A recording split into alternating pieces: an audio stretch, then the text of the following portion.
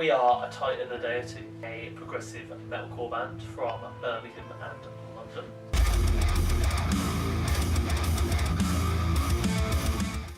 I was influenced a lot by funk, so Earth, Wind and Fire, Larry Graham, Marcus Miller, Stanley Clarke, guys like that.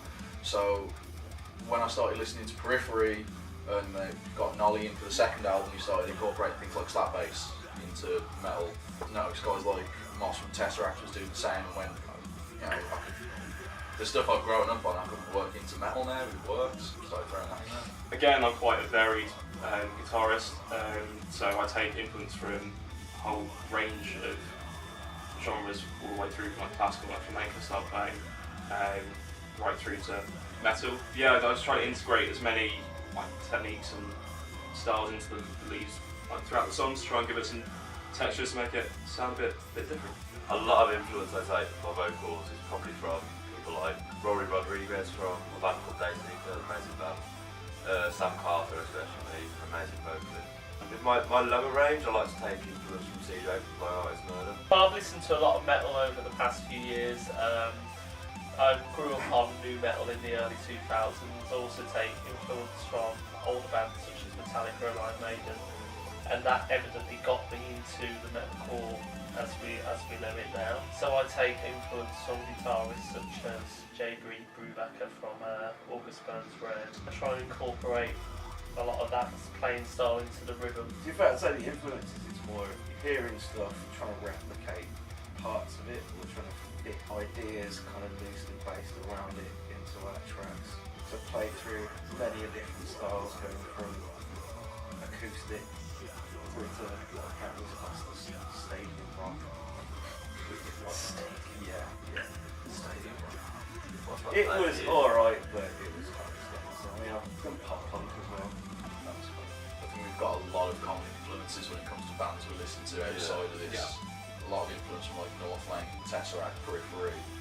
I think we've all got like one common goal in what we want the band to sound like. So I mean, me every time we actually write a song, was in a band before as well. So we had a lot of time to work on our kind of niche and what we wanted to do for it musically.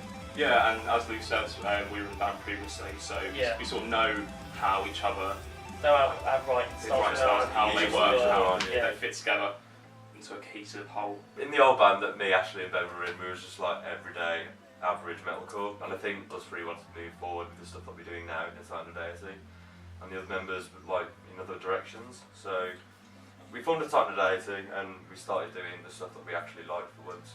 Yeah, I think we were really lucky as well with timings.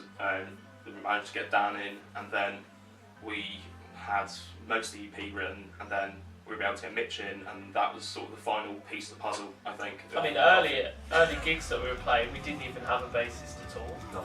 And it was only until we played with Sienna Skies. Yeah. And then that was your first gig. That was my first show. And we've never looked back since, and we really pushed forward. I think it helps that we all just get on and click as well. Yeah. You know what I mean? Yeah. We're just a bunch of idiots, and we know that. As mentioned before, like there's quite a few different themes on the EP. Most of it revolves around religion and God. Like the 2 chapters and I Am Sentient is quite religion based. Artemis, the opening track, that's about trophy hunting, as I mentioned. Like taking a life for no reason at all was a big mover. Got a song about my dad, which is a really personal song, and I can really delve into that really. But if you've grown up with a single parent or without a parent in your life, you can probably relate to it, some of the words in there. Disquietude is quite a personal song to me as well. It was written when I was in a bad point in my life. Use it to kind of get over it, you know what I mean? Yeah, so I think we've got quite a few like relatable themes that we can put across. Like, oh yeah, people can relate to the songs that we put out. That's one of the key points, really. That's why people enjoy coming to our live shows, we hope. I think from the early days of the band we had, I think it was Artemis and Oathbreaker, pretty much all pre-prodded out. Produced by ourselves. Yeah, because they were written quite early on. And then we wrote Sentient before one of our gigs and decided that would be a good one to do as a first single. So then we went with Alex Lucas to do pre-prod for that song, I think around a year ago.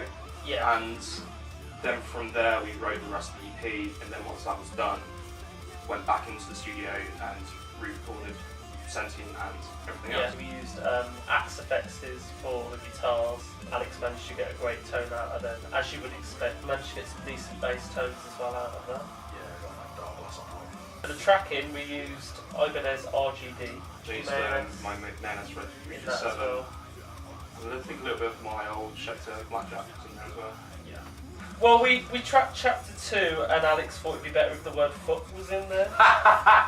So that is why it's an explicit track. Because of Alex, Literally one a word. perfectly One word. innocent song, chapter 2, was completely ruined that can't be playing on the radio anymore because it's Can't got be the word played fuck on on it. BBC I want something radio that's like anymore 80% singing. because of you. It was a very serious song before Alex got involved. Fuck. There's also a lot of experimental mixes with quite a few interesting samples in them, which There's a will never see the light of day. No. What do I do, Lord? Destroy the child. Corrupt them all. Fidget spinners were a big part of the recording Fidget process. spinners. fidget call. I had a Basically, process in EP. this is why the EP took so long. Yeah. Just dicking around and Because memes. we fucked about for a year and got a few songs recorded in between. And I know we promised after 2 drinks not to turn into a Brendan McGann. It happens every time. 1.6. And we was talking about how an average person eats 28 copies of Shrek free on DVD every year. If you play chapter 2 over a video on YouTube of Shrek 2, play it backwards but in the I Need a Hero bit, it's slow motion, I believe. It fits perfectly. perfectly. It's so good. And in Now fact, Alex has taken to getting that video on his phone when we play it live, kind of holding it on the side of the stage. Holding it, if we can get the rights off DreamWorks, we will release that. our next music video, It's going to be chapter Shrek 2. 2, and it will be Shrek 2. Play backwards, Play except the I Need a backwards. Hero part. We had a lot of fun and didn't get a lot of stuff. We are Done. a fun band. But hopefully we plan to change that in the future. Man's Best Not Hot lead. got a bit of airtime as well, I think. Man's not It hot even on featured there, on yeah. somebody's wedding. It's that bird slapping its feet against the floor. The thing goes grrrrah. so. Next priority, promote the EP, get some gigs booked and played, got a couple of weekenders lined up, get the album written, ready for release at the end of the year, with a cheeky little release in between as well.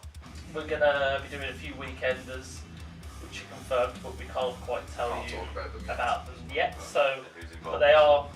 they are confirmed. Got a few shows in Birmingham lined up. We got Harmonies and Heartache in April, and also we're playing the O2 Academy 3 with an emo jam. And we've got 2 A lyric videos. video, Yeah, lyric video and a music video, video. and they'll be It's a out surprise. very soon. Social media, Facebook, search Titan Deity, pretty much just us on the results. Instagram at Titan_Deity, Twitter, The Titan of Deity, search for that. There should be that in the URL as well. nice.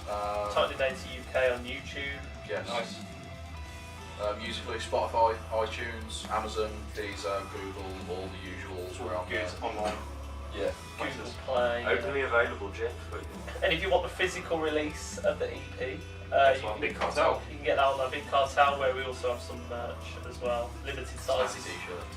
In one of the sizes is quite limited, so get them while you can. But we will be repressing them. And you can also access the Big Hotel via our Facebook. Yeah. Yeah. Yes. Yeah, so come down to any shows and check us out.